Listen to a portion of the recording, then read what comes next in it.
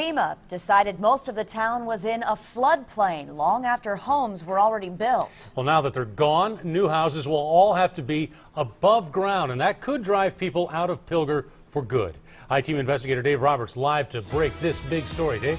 Pilger lost 60 homes after a tornado leveled the landscape. That's roughly 3/4 of the entire village.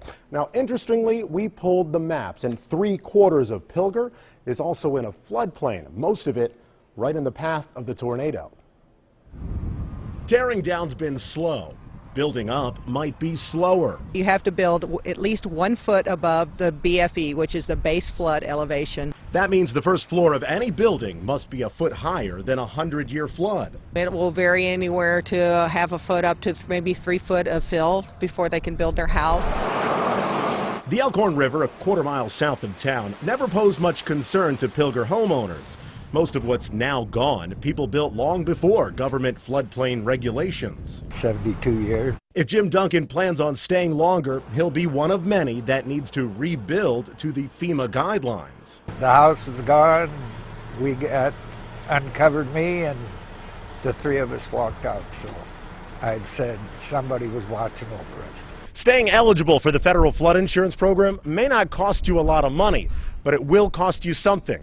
The one place that saved so many lives. After your house comes down or is substantially damaged, more than 50% of its value, then you're not allowed to have a basement anymore. Coincidentally, basements are one of the only structures that survived the deadly tornado.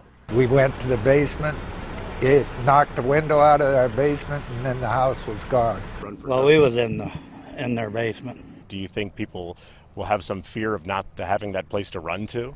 Yes, but they also have some information on what's called safe rooms. You can build a safe room within your house, or you can build a safe room outside of your house that you can get to when there's bad weather. If you think an underground storm shelter is the answer, think again. Building above ground is the only legal option. Everything else gets filled in. You worry that the regulations will change the size of this town? Yes, definitely. How do you feel about that?